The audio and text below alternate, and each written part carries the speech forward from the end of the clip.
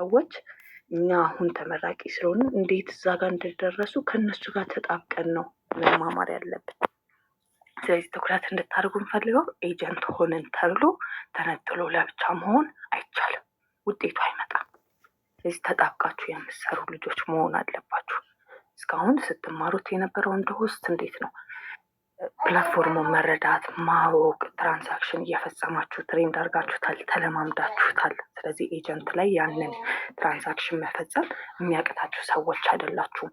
ለነገ አሁን ካላችሁበት 4% ወደ 8% ለመሄድ ከ8% ወደ 12% ለመሄድ የሚያቅታችሁ አይደላችሁም። ልምምድ አድርጋችኋል። ትኩረት እንድታረጉ የምፈልገው ሜቢ ሆስቱ ላይ ሆናችሁ በመሸወድ ብዙ መጠቀም የምትችሉበትን ገንዘባችሁን በከንቱ ያወጣችሁ በመታለልም ሊሆን ይችላል። ሁላችሁም ናችሁ እያልኩ አይደለም። ሜቢ እንደዚህ አይነት ነገር ያጋጠማቸው ልጆች ሊኖሩ ይችላሉ። ሌላም ቤተሰብ ላይ ያሉ ሊሆኑ ይችላሉ።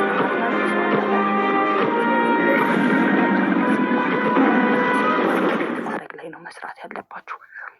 4% ላይ 4 ወር መቆየት ሳይሆን ወደ 8% በአንድ ወር ውስጥ ለመሄድ መስራት፣ ከ8% ወደ 12% በሁለት በሶስት ወር ለመሄድ መጣር እንጂ ያገኛችኋትን ወጪ የምታደርጉ ከሆነ እመኑኝ የምታስቡት ቦታ ላይ መድረስ አትችሉም። ወይ ደግሞ ያም በዲሊ የምታገኙት በቀን አሁን ሁላችን ዛሬ ዲ ላይ ሆነን የተመረቀን ልጆች ኦልሬዲ ሱፐር ገብተናል። እሺ ሱፐር ላይ ነን።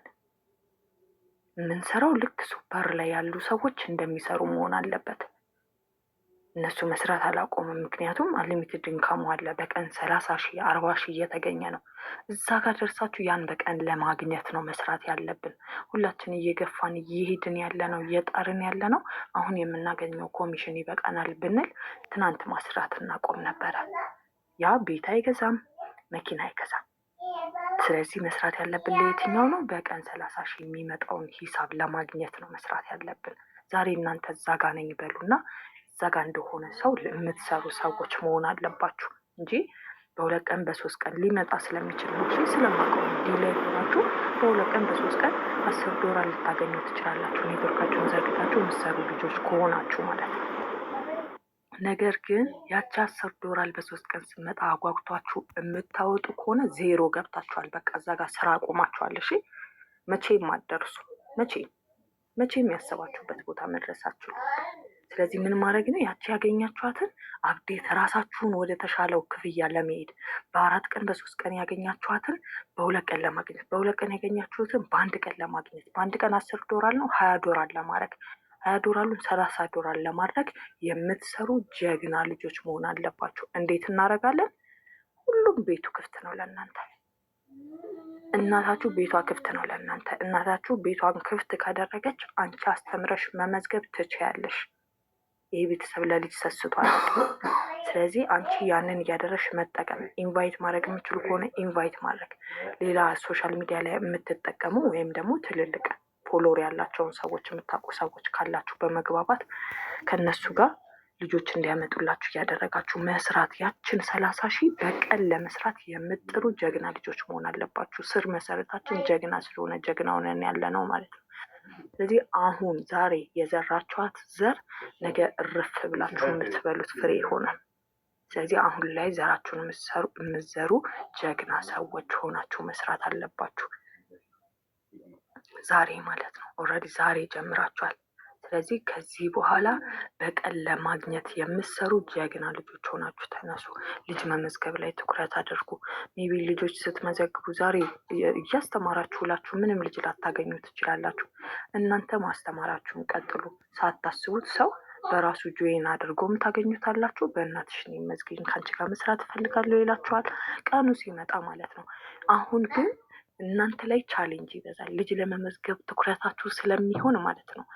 አጣው ብላችሁ አትጨናነቁ።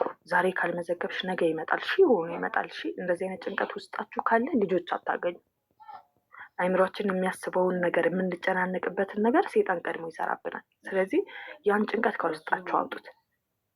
ዘና ብላችሁ አስተምሩ። እራሱ ይመጣል። ዛሬ ካላገኝሽ ነገ ካላገኝሽ ከነገ ወዲያ ካላገኝሽ አንድ ልጅ ይዘሽ ልቆይ ትችያለሽ። አንቺ ግን ጥረትሽን አታቁሚ። ምክንያቱም ነገ አንድ ወር ያጣሽውን በአንድ ወር 30-40 ልጅ ልትይዥ ትችያለሽ። 60 ልጅ እጥፉን ልታገኝ ትችያለሽ። አንቺ ግን ምን ቀጥይ? መስራትሽን ቀጥይ። ስለዚህ የዘራችሁትን የምታጭዱ ጀግና ሰዎች ሆናችሁ ያው መሬቱ ተሰጥቷል። ሞፈሩም እናንተ ጋ ነው። በሬውም አለ፣ ዘሩም ተሰጥቷችኋል። ከዘራችሁ አረሙን እየለቀማችሁ የምጥሉ ንጹህ ፍሬያችሁን የምትበሉ ታማኝ ገበሬ ሆናችሁ እግዚአብሔርን አስቀድማችሁ የምትሰሩ ጀግና ሰዎች ሁኑ። ከዓይን ያውጣችሁ። ከቤተሰቦቻችሁ ግን የምትጣበቁ ጀግና ልጆች ሆኑ። እሺ፣ መጣበቃችን ውጤት አለው። እውነት ትርፋማ ያደርጋል። እኔ ሰማቀው ስለሆነ ማለት ነው። አንድ ቀን ከለቀኳት መሆኑን አውቀዋለሁ። ምክንያቱም በየቀኑ ራሴን አብዴት ለማድረግ የእሷ ምክር ያስፈልገኛል። ስለዚህ እንደዚህ አይነት ሰዎች ሆናችሁ የምትሰሩ ልጆች ሁኑ። እንኳን ደስ አላችሁ ላለሁ ለዚህ ቀን አበቃችሁ። ከዚህ በኋላ ጀግና ሆናችሁ ስሩ። እናቴ አመሰግናለሁ። ግን እናቴ አንቺ ስታወሪ ጥያቄ ያለኝ እሺ፣ እንድታብራሪልኝ የምፈልገው ነገር አለ። ያው ሁሉም ከአንቺ እንዲሰማ እንድታብራሪ ስለምፈልግ ነው። እሺ እኔ ውድ ልጅ በጣም እናመሰግናለን። እጅግ በጣም አመሰግናለሁ። እሺ ቅድሚያ ግን እናቴ መጥታለች። እንኳን ደህና መጣሽ በሉልኝ። አያታችሁ መጥታለች። የት አለች? አንድ ቀን እንኳን አያት አለች ብላችሁ ጠይቃችሁኝ አታውቁም።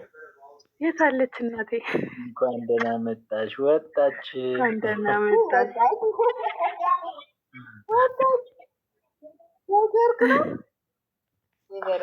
ኔትወርክ ነው የሚያለው።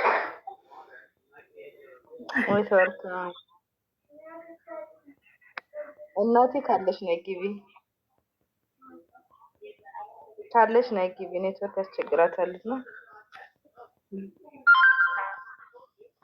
እናቴ ካለሽ ግቢ።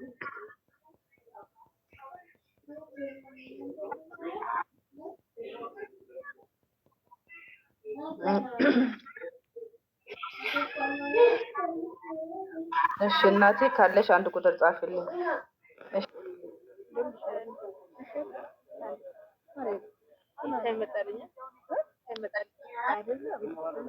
እንኳን ደስ አላችሁ።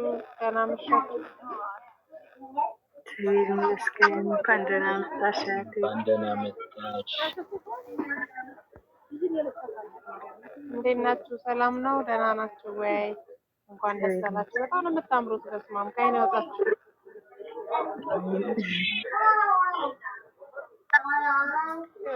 እንኳን ደህና መጣሽ።